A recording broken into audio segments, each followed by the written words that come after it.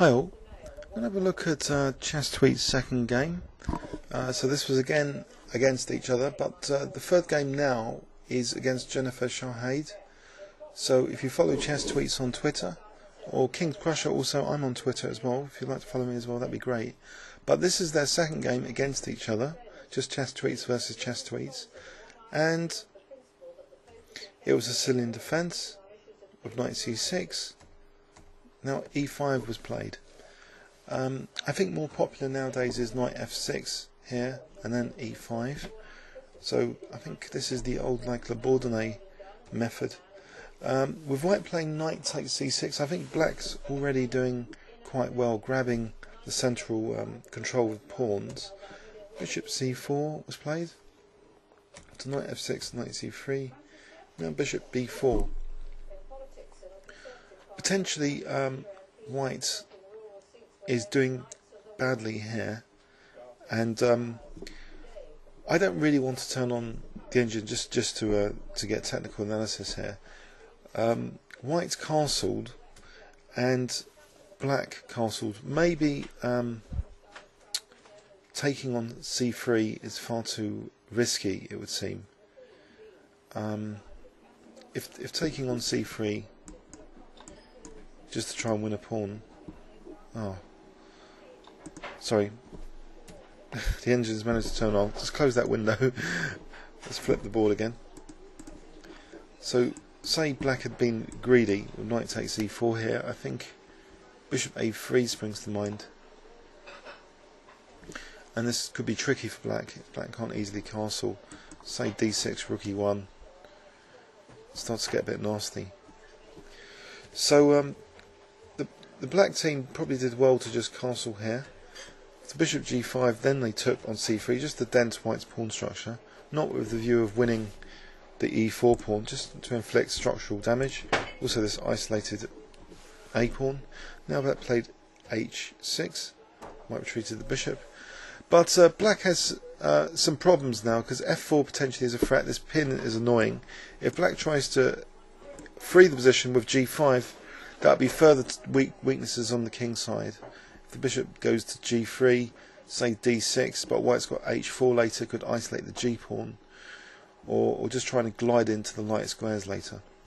So black actually played d5 here, and this allowed white to regain, sorry, not regain, basically to win a pawn. After e takes d5, c takes, now bishop takes f6. So it's just winning the d5 pawn. So materially, although black's a pawn down, black still has structural compensation, you know, in white's isolated a pawn and these horrible double pawns. So black played rook d8. Note here, there's no bishop f7 tactic because king takes f7. If queen takes d8, but a bishop f7 is not on. So white has to do something about this pin, and the pin was elegantly removed by queen f3. So attacking black's queen, also attacking the rook on a8. Queens came off, and now after rook b8, black I think has adequate compensation with both rooks ready to plunge into the 7th rank. And these pawns are liable now to be exposed to attack.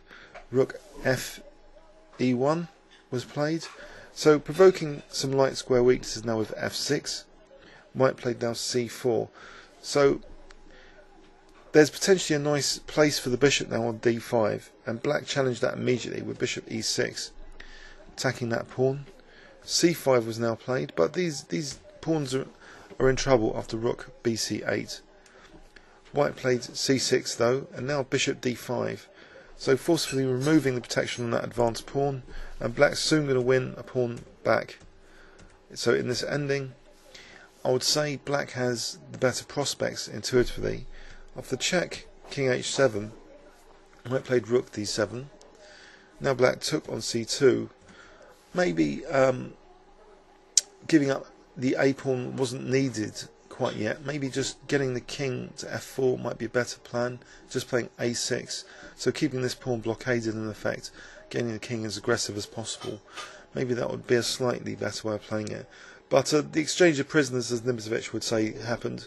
So both sides' weak pawns were removed.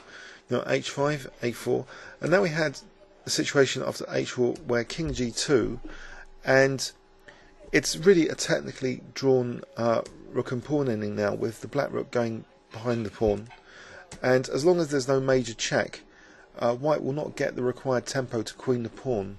So rook a8, king g5, so the king is now safely tucked away from these annoying checks which would help promote the pawn.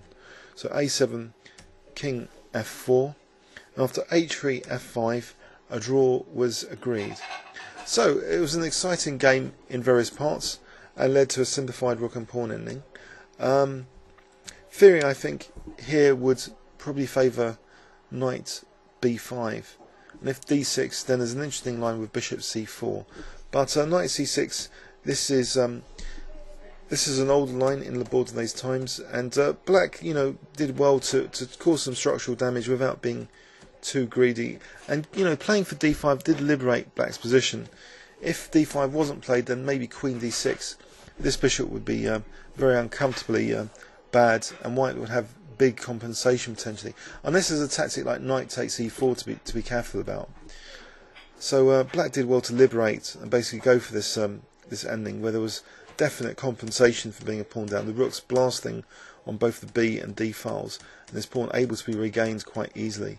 So black was very comfortable here, and perhaps my suggestion, I think a6, maybe to try and keep some of the tension in the position. So it led to a drawn rook and pawn ending with the rook behind the pawn. So yeah, I hope you enjoyed that. You can follow ChessTweets on Twitter, or you can follow King's Crusher as well if you want updates on my latest videos. Thanks very much.